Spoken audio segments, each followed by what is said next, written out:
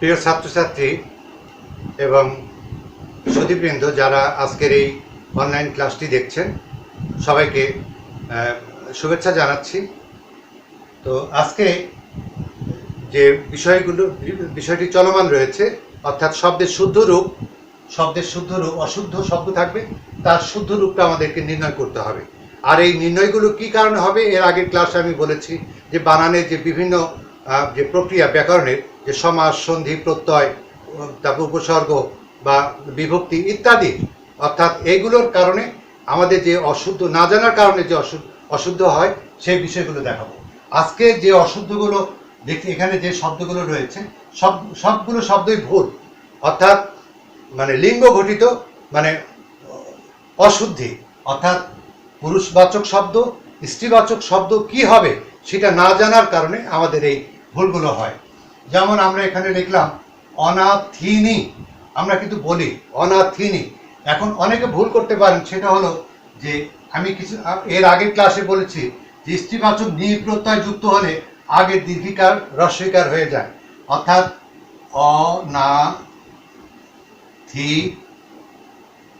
যদি এইভাবে লিখি, এখন এটা হবে না এই কারণে যে সব শব্দেই কিন্তু এই নি থাকার কারণে আগের দীর্ঘিটা হ্রস্বইকার হয় না। কিছু কিছু শব্দ আছে যাদের মানে পুরুষ এবং স্ত্রীবাচক শব্দ আগে থেকেই করে দেওয়া আছে, কাজেই অনাথিনী আমি নি রাখার কারণে আগের দীর্ঘিটা যদি হ্রস্বইকার দেই তাহলে হবে না। এটা শুদ্ধটা হবে অনাথা। এটি স্ত্রীবাচক শব্দ, অর্থাৎ আমরা অনাথ, এটা পুরুষ এবং স্ত্রীবাচক শব্দ যেটা, সেটা হবে অনাথা। তারপরে আমরা বলতে পারি এখানে সাগি দুগ্ধ,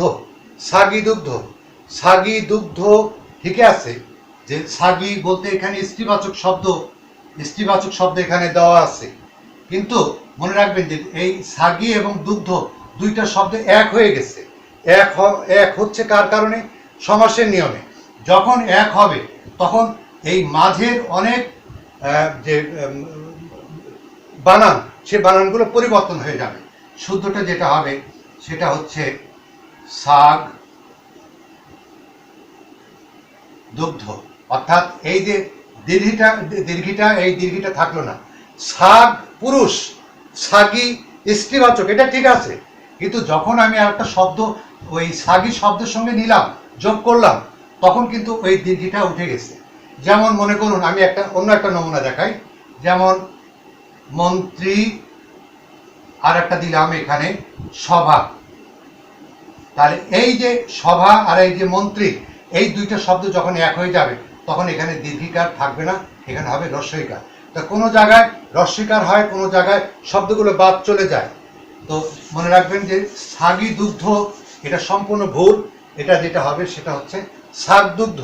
এই শাক বলতে কিন্তু এখন শুধু পুরুষ যে ছাগল সেটাকে বোঝাচ্ছে না, এটা ব্যাকরণের নিয়মে এটা হচ্ছে। কিন্তু এইটা যদি আমি না দেই, অর্থাৎ দুগ্ধ শব্দটা যদি আমি না দেই, তাহলে কিন্তু সাগি থেকে যাবে। তারপরে আছে ননদিনী,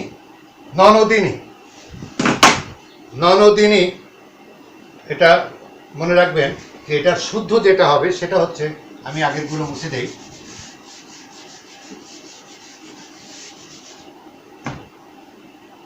ননদিনীর এটা হচ্ছে ননদ। আমরা কিন্তু ওই যে গানেও আছে, মানে ও ননদিনী, ননদ সেই তো স্ত্রীবাচক শব্দ, কাজে সেখানে নি কি জন্য দিতে হবে, বা ননদি এটা কেন দিতে হবে? স্ত্রীবাচক শব্দই তো এটা, কাজেই সেখানে তো এই ইকারও হবে না, তারপর নয় দীর্ঘিকারও হবে না। তারপরে যদি বলি যে পরম সুন্দরী, তো যেমন নূরজাহান পরম সুন্দরী ছিলেন, নূরজাহান স্ত্রীবাচক, মানে যেহেতু মেয়ে, কাজে সেখানে এটারও স্ত্রীবাচক শব্দ করতে হবে, সুন্দরী তো থাকলোই। তাহলে এখানে আমাকে শুদ্ধ করে লিখলে এটা লিখতে হবে পরমা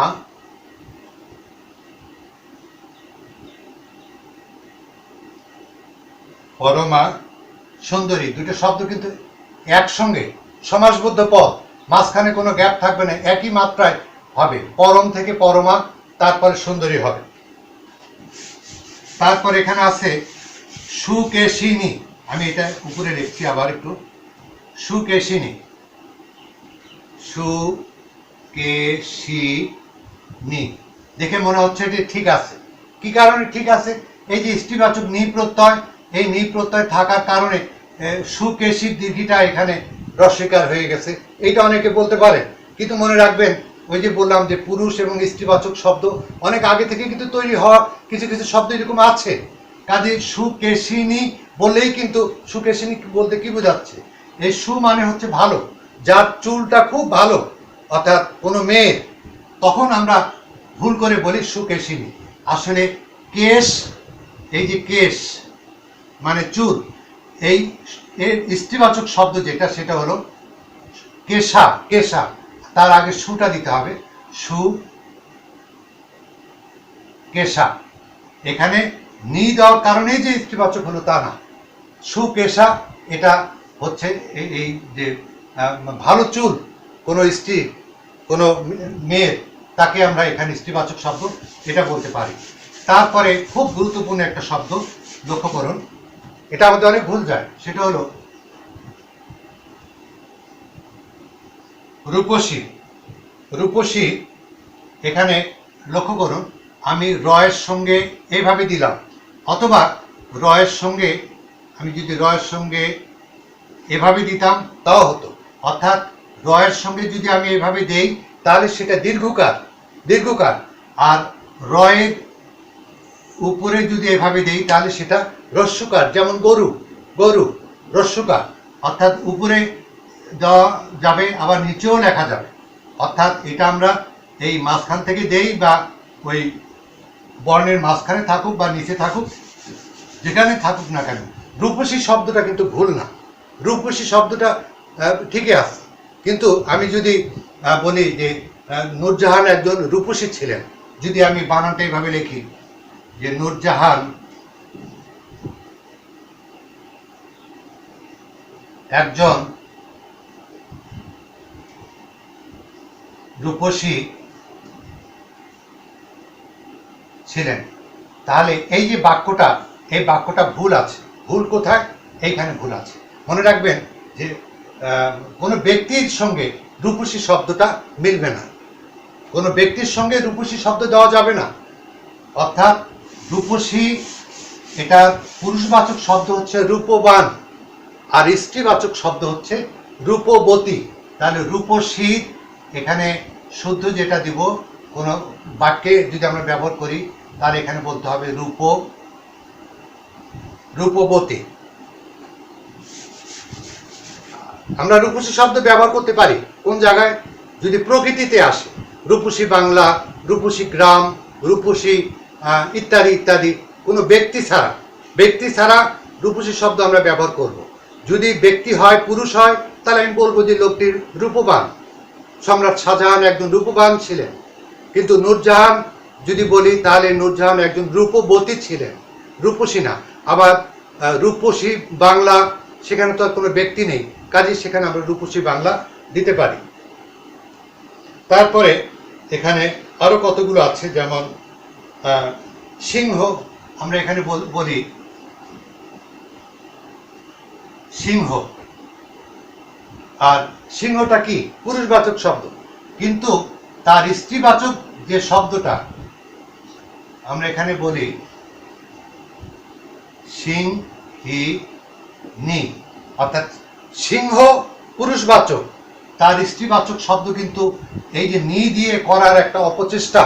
কিন্তু এটা মনে রাখবেন যে নি দিলেই সব জায়গায় স্ত্রীবাচক শব্দ হবে না। হ্যাঁ হবে, কিন্তু সব ক্ষেত্রে না।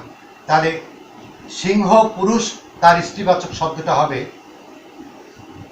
সিংহী, অর্থাৎ হয়ের সঙ্গে দীর্ঘিকার।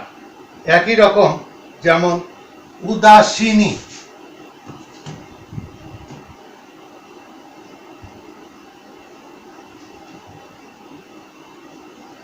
যেমন জসিমউদ্দিনের কবর কবিতা আছে, ওখানে তিনি ওটা লিখেছেন, হয়তো তার এটা ভুল হতে পারে, যে উদাসীনী সেই পল্লীবালার উদাসীনী, অর্থাৎ যিনি উদাস হয়ে যান, কোন স্ত্রীবাচক মানে কেউ আর কি। তো আমরা এখানে নিয়ে দিয়েছি স্ত্রীবাচক শব্দ তৈরি করার জন্য, কিন্তু মনে রাখবেন যে উদাস তার স্ত্রীবাচক শব্দ যেটা হবে সেটা হচ্ছে আলাদা, সেটা উদাসীন এটা হবে না, অর্থাৎ উদাসীনা, উদাসীনী এটা হবে উদাসীনা, উদাসীনা। এটি স্ত্রীবাচক করে দেওয়াই আছে, তার স্ত্রীবাচক করার আর দরকার নেই। পুরুষ এবং স্ত্রীবাচক শব্দ যেগুলো করে দেওয়া আছে, ব্যাকরণে আছে, সেগুলোই থাকবে, সেখানে আর নিয়ে দেওয়ার কোনো প্রয়োজন নেই। তো এখানে আরেকটা দেই, যেমন এই শব্দটা আমাদের ভুল যায়,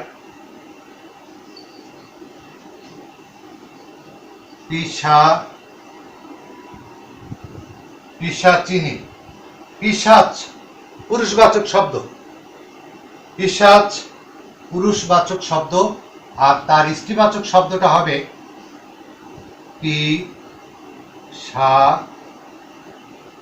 দীর্ঘিকার, তৎসম শব্দ যেহেতু, সেই কারণে স্ত্রীবাচকে এখানে দীর্ঘিকার আসলো। তো এটা এই যেগুলো দেখালাম, নমুনাগুলো দেখালাম, সেগুলো লিঙ্গ ঘটিত, অর্থাৎ পুরুষ থেকে স্ত্রীবাচক শব্দ তৈরি করতে গেলে আমাদের মানে যে ভুলগুলো হয়, সেই ভুলগুলো আমি এখানে দেখানোর চেষ্টা করলাম। এবার আমি দেখাবো সমাস ঘটিত কিছু কিছু মানে অশুদ্ধ শব্দ, যেগুলো শুদ্ধ রূপটা কি হবে। যেমন আমি যদি এখানে বলি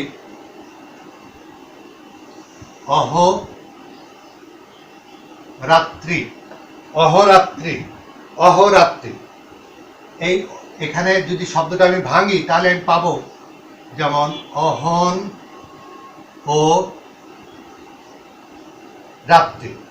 যখন শব্দগুলো একসঙ্গে হয়ে যাবে, সমাসের প্রক্রিয়া যখন এক হয়ে যাবে, তখন অনেক বর্ণ সেখান থেকে লোপ পেয়ে যাবে, অর্থাৎ শব্দগুলোকে কাটছাঁট করে সংক্ষিপ্ত করে নিয়ে আসা হচ্ছে। কাটছাঁট করে সংক্ষিপ্ত করার নিয়মটাই সমাস। তাহলে অহরাত্রি এখানে ভুল আছে, সেখানে হলো এই যে রাত্রির ইটা, এখানে ও বাদ গেছে, ন বাদ গেছে, ই বাদ, যে শব্দটা হলো সেটা হচ্ছে অহরাত্র। যেমন দিবারাত্রি, দিবারাত্রি শব্দটা ভুল, রাত্রির ইটা কিন্তু থাকবে না, যখন এক হয়ে গেল তখন দিবারাত্র, দিবারাত্র। তাই বলে রাত্রির শব্দ যে ভুল তা না, রাত্রির শব্দ শুদ্ধ, কিন্তু সমাসের কারণে যখন একসঙ্গে দুই তিনটা শব্দ যুক্ত হবে, তখন আকার, একার, ইকার এগুলো থাকবে না, এগুলো বাদ চলে যাবে। তারপরে আমি যদি এখানে বলি, খুব ভালো একটা শব্দ, আকণ্ঠ,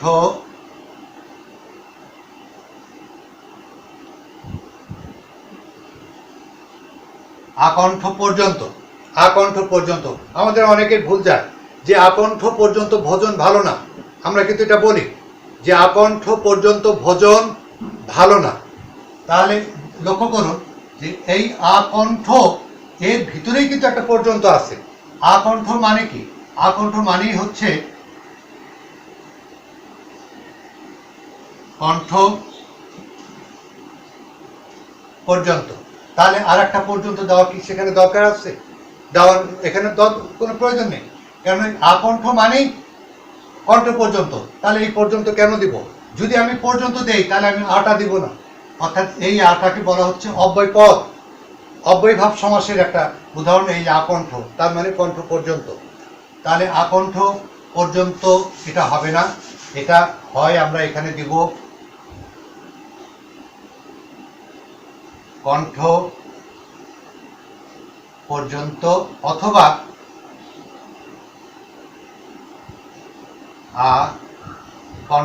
হয় আকণ্ঠ বলবো, অথবা আমরা এখানে বলবো কণ্ঠ পর্যন্ত। তারপরে যেমন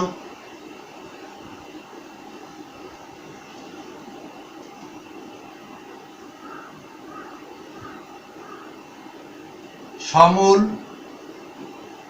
সহ। আমি একটা বাক্য বলি, সে বাক্যে মনে করেন এইভাবে বলা যদি হয়, বৃক্ষটি সমূল সহ উৎপাটিত হইয়াছে। সমূল সহ, অর্থাৎ এই সমূল, এই সমূল মানেই কিন্তু অর্থাৎ মূল সহ, অর্থাৎ এখানে অনেকে ভুল করে আমরা একটা ব দেই, মনে রাখবেন এখানে ব হবে না।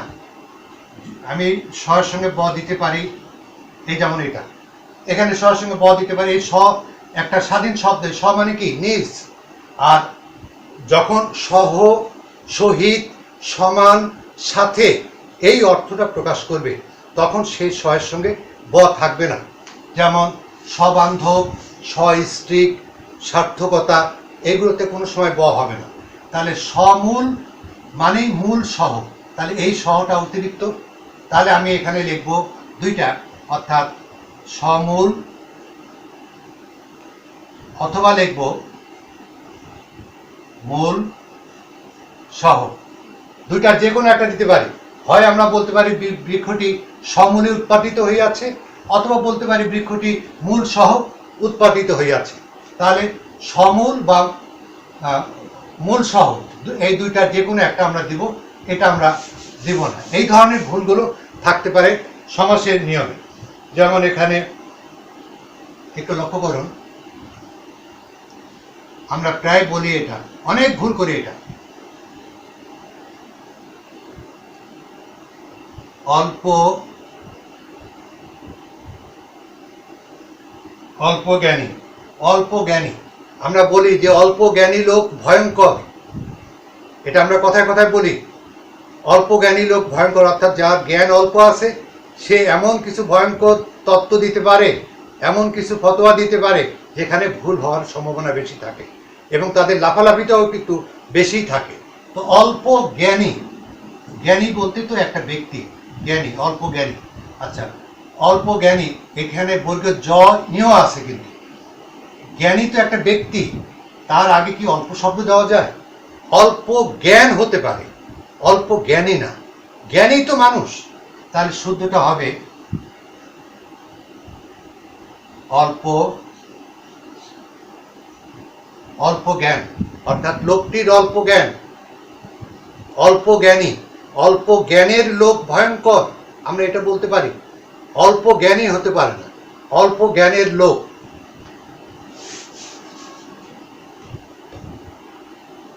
তারপরে এখানে যেমন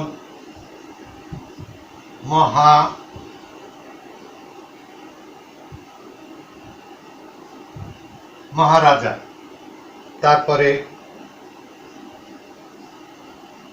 সবিনয় পূর্বক, এই দুটো শব্দ লক্ষ্য করুন।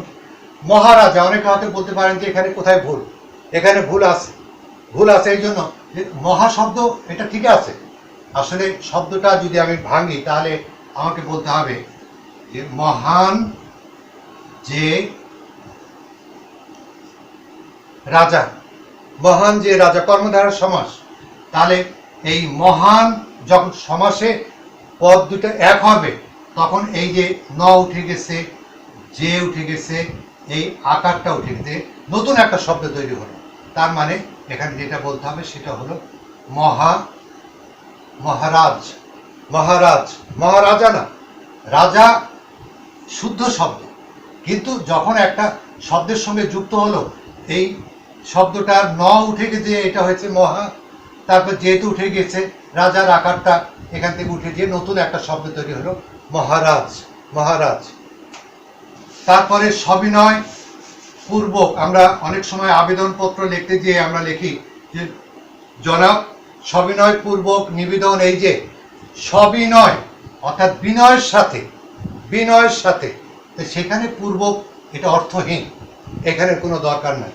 তাহলে আমি এখানে বলতে পারি দুইটা, একটা হলো সবিনয়, অথবা আমি বলতে পারি বিনয়, বিনয় পূর্বক। হয় আমি সবিনয় বলবো অথবা আমি বিনয় পূর্বক বলবো। আমরা বিনয় পূর্বক সাধারণত বলি না, আমরা সবিনয় বলি, যে সবিনয় নিবেদন, এই যে কাজে সবিনয় পূর্বক যদি আমি দেই তাহলে সেটা সম্পূর্ণ ভুল হবে। সবিনয় পূর্বক এটা কোনো সময় হবে না। আবার যেমন দুই তিনটে শব্দ দেখাবো, যেমন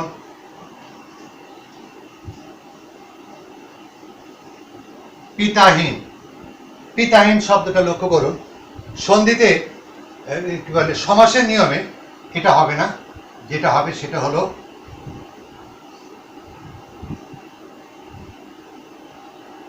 পিতৃ পিতৃহীন। পিতা এটা শুদ্ধ, কিন্তু যখন এক হলো শব্দটা পরিবর্তন হয়ে গেল, অর্থাৎ পিতাহীন না বলে আমরা বলবো পিতৃহীন। পিতৃহীন। তারপরে পিতৃ বলতেই কিন্তু ওখানে পিতাকে বোঝাচ্ছে, যেমন রাজাগণ। রাজাগণ, তাহলে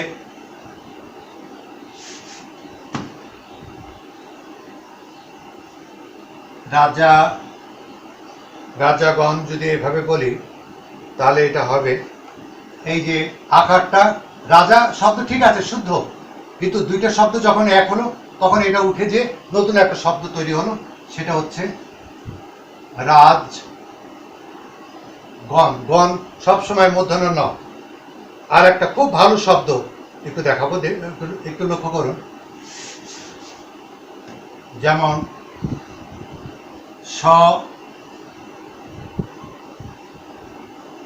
সলজ্জিত। আমরা কিন্তু প্রায় বলি সলজ্জিত। সলজ্জিত, সলজ্জিত কণ্ঠে সে বলিল, আমরা বাক্য দিয়ে এটা বলতে পারি, কিন্তু মনে রাখবেন যে সলজ্জিত হয় না, হয় এখানে আমি বলবো শুদ্ধতে লজ্জিত, অথবা এই স্বটাকে আমরা নিতে পারি, সেটা হচ্ছে সলজ্জ। সলজ্জ। তাহলে আমরা দুইটা বলতে পারি, একটা হলো লজ্জিত, আর একটা হতে পারে সলজ্জ। তাহলে ব্যাকরণের এই যে বিষয়গুলো লক্ষ্য করুন, যে এই বিষয়গুলো না জানার কারণে আমাদের অনেক ভুল হয়ে যায়। আচ্ছা, তারপরে আর কয়েকটা দেখাই। বচন ঘটিত কিছু কিছু শব্দ আছে, এগুলো অনেকটা সাধারণ জ্ঞানের মতো। যেমন এটা যে নিয়মটা দিচ্ছি, আগে যেটা দিলাম সেটা সমাসের নিয়ম, এরপরে যেটা আসতেছে সেটা হলো বচন ঘটিত নিয়ম, অর্থাৎ সকল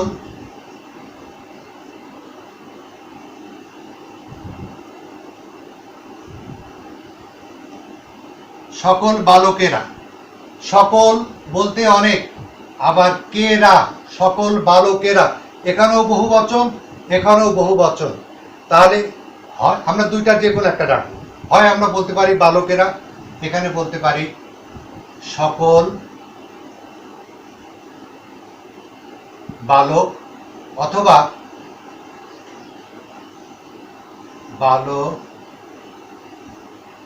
বালকেরা, অর্থাৎ সকল বালক অথবা বালকেরা, দুইটা যে কোনো, অর্থাৎ দুইটা বহু বচন একটা শব্দের মধ্যে দেওয়া যাবে না।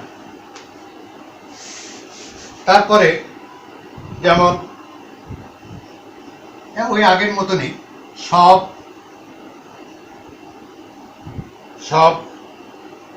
মানুষেরা। সব, এখানে সব আছে, আবার এখানেও বহু বচন, এখানেও বহু বচন, তাহলে দুটার যে কোনো একটা রাখতে হবে। তাহলে আমরা বলবো সব মানুষ বা সকল মানুষ, অথবা মানুষেরা আমরা বলবো, অর্থাৎ দুইটা বহু বচন। এই যেমন এখানে একটা আছে, এখানে একটা আছে, কাজে দুইটা রাখার কোনো প্রয়োজন নেই, যে কোনো একটা রাখতে হবে।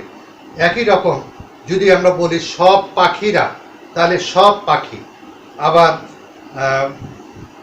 নানাবিধ পক্ষীগণ, তাহলে নানাবিধ, বিধ শব্দটা আমরা বাদ দিই, নানাবিধ না দিয়ে নানা পক্ষীগণ, নানা পক্ষীগণ। সকল পরীক্ষকগণ, তাহলে গণ বলছি আবার সকল বলছি, কাজে এখানে আমরা বলবো যে সকল পরীক্ষক অথবা পরীক্ষকগণ। আর একটা দিয়ে আজকে এই অনুষ্ঠানটা শেষ করব, সেটা হচ্ছে শব্দের বাহুল্যজনিত অশুদ্ধি। এটা খুব গুরুত্বপূর্ণ, যে একই অর্থ দুইটা শব্দ, একই অর্থের দুইটা শব্দ আমরা এখানে বলি। যেমন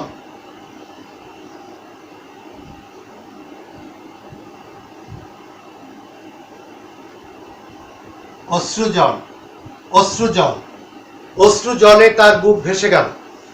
তো এই অশ্রু আর জল তো একই, অশ্রু এবং জল তো একই, কাজে একই অর্থের দুইটা শব্দ তো দেওয়ার দরকার নেই। তাহলে আমরা এখানে অশ্রু জল না দিয়ে আমরা শুধুমাত্র এখানে দিব অশ্রু। আমরা জল বলতে পারি তার চোখে জল এসেছে, তার চোখে অশ্রু এসেছে। কাজে অশ্রু জল যেহেতু আমরা সব ক্ষেত্রেই ব্যবহার করি, কাজে সেখানে জলটা না দিয়ে অশ্রু দেওয়াটাই সব থেকে ভালো হবে। তারপরে যদি এখানে বলি, খুব ভালো একটা শব্দ, আমরা প্রায় ৯৫% মানুষই এই শব্দগুলো ব্যবহার করি, যেমন কেবলমাত্র। কেবলমাত্র লক্ষ্য করুন যে কেবল এগুলো কিন্তু শব্দের বাহুল্যজনিত যে অশুদ্ধি সেগুলোর কারণে। অর্থাৎ কেবল মানে কি? মাত্র। আবার মাত্র মানে কি? কেবল। তাহলে দুইটা তো একই অর্থ। কাজেই দুইটার একই অর্থ হয়, তাহলে দুইটা শব্দ লেখার তো আমার কোনো দরকার নেই। তাহলে আমি শুধুমাত্র কেবল দেব এখানে। আমাকে, যেমন আমি যদি বাক্য বলি যে আমাকে কেবল পানি দিলেই চলবে, আমাকে কেবল খাবার দিলেই চলবে, আমাকে কেবল বইটুকু দিন, আমাকে কেবল বইটা দিন, অর্থাৎ কেবল বলতে পারি, অথবা এখানে মাত্র, অর্থাৎ আমার জল মাত্র হলেই চলবে, জল মাত্র হলেই চলবে। তাহলে আবার যদি এটা বলি, যেমন বিবিধ প্রকার। এই বিবিধ মানে কি? অনেক। প্রকার মানেও অনেক। তাহলে দুইটার অর্থ এক। তাহলে এখানে এই প্রকার শব্দটা না দিয়ে, বা দুইটা যে কোনো একটা রাখতে পারি আমরা এখানে, তাহলে দিতে পারি বিবিধ, অথবা ওখানে আমরা প্রকার দিতে পারি, প্রকার দিতে পারি। তারপরে এটাই শেষ। এরপরে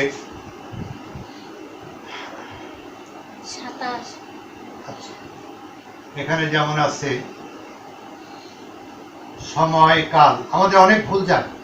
সময়কাল, সময়কাল, সময় মানে কি? কাল, কাল মানে কি? সময়। তাহলে দুইটার অর্থের মধ্যে কি কোনো পার্থক্য আছে? কিন্তু আমরা বলি যে আমি সময়কাল জানি না, সময়কাল আমার জানা নেই। তাহলে ভুল শব্দ, অর্থাৎ একই শব্দের দুইবার ব্যবহার আমরা করছি। বাক্যের মধ্যে এই শব্দগুলো যাতে আমরা সচেতনভাবে এড়িয়ে যেতে পারি, এই ধরনের ভুলগুলো যাতে আমরা এড়িয়ে যেতে পারি, সেই কারণেই এই যে মানে অশুদ্ধ শব্দের শুধু বানান না, মানে এই ধরনের অনেক ভুল থাকতে পারে। তাহলে আমি এখানে বলতে পারি সময়, অথবা আমি এখানে বলতে পারি কাল। অর্থাৎ সময় অর্থ যেটা, কালও অর্থ সেটা। কাজেই একই অর্থের দুইটা শব্দকে এক জায়গায় নিয়ে আসা ঠিক না। এক জায়গায় নিতে গেলে এখানে সেই ভুলটা হয়ে যাবে। তাহলে ছাত্রছাত্রীদেরকে বলবো যে বানান সচেতন শুধু না, বাক্য যেগুলো করব তার ভিতরে যে শব্দগুলো থাকবে সেই শব্দের শুদ্ধ রূপটাও কিন্তু আমাকে জানতে হবে। অর্থাৎ একই অর্থ যদি থাকে তাহলে আমরা একই অর্থে দুটো শব্দ ব্যবহার করব না। আবার যদি এরকম থাকে যে লিঙ্গে, লিঙ্গ ঘটিত যে অশুদ্ধ, অর্থাৎ নি প্রত্যয় ইনি প্রত্যয় যুক্ত করলেই আমরা স্ত্রীবাচক শব্দ পাবো, সেটাও না। অর্থাৎ আকার দিয়েও, যেমন যেমন সুকেশা, আমরা কেশিনী বলি, কেশিনী বললে তো সেখানে ভুল হবে। অর্থাৎ কেশ পুরুষবাচক শব্দ আগে থেকেই তৈরি করা, তার স্ত্রীবাচক শব্দ এখানে রয়েছে কেশা। সেই কারণে এইগুলো বিষয়ে যদি আমরা সচেতন থাকি তাহলে আমরা মানে যা লিখবো, যা বলবো সেটা আমরা শুদ্ধভাবে বলবো, এবং সেটাই আমাদের উচিত। কেননা আমাদের কথাবার্তার সঙ্গে, আমাদের লেখা বা আমাদের ভাষার সঙ্গে একজন অর্ধশিক্ষিত বা অশিক্ষিত মানুষের তাদের জানা নেই, তারা পড়াশোনা করেনি, জানবে কি করে? কাজেই তাদের কথার সঙ্গে আমাদের কথার যেন মিল না থাকে। যেমন আমরা এখানে অনেক ভুল করি, যেমন রিক্সা। রিক্সা আমরা একটু চেষ্টা করলেই কিন্তু শুদ্ধ শব্দটা বলতে পারবো। আমরা ওখানে রিক্সা না বলে আমরা বলি রিস্কা। রিস্কা কেন বলি? ওই যে আমরা চেষ্টা করি না, রিস্কা বলতে বলতে এখন রিক্সা শব্দটাই রিস্কা হয়ে গেছে। বাক্স, এই বাক্স শব্দ না বলে আমরা বলি বাস্ক। বাস্ক, ওই বাস্কই এখন শুদ্ধ হয়ে গেছে।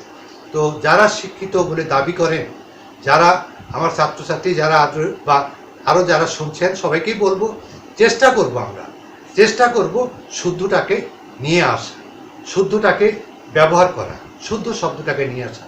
আমরা রিক্সাকে যদি রিস্কা বলি, তাহলে যে লোকটা অশিক্ষিত, যদি তার শিক্ষা না থাকে, তার এবং আমার ভিতরে কি পার্থক্য থাকলো? সেই কারণে আমাদের সাধ্যমতো চেষ্টা হবে শুদ্ধ রূপটা জানার জন্য। সবাইকে ধন্যবাদ। ভালো থাকবেন, সুস্থ থাকবেন। আল্লাহ হাফিজ।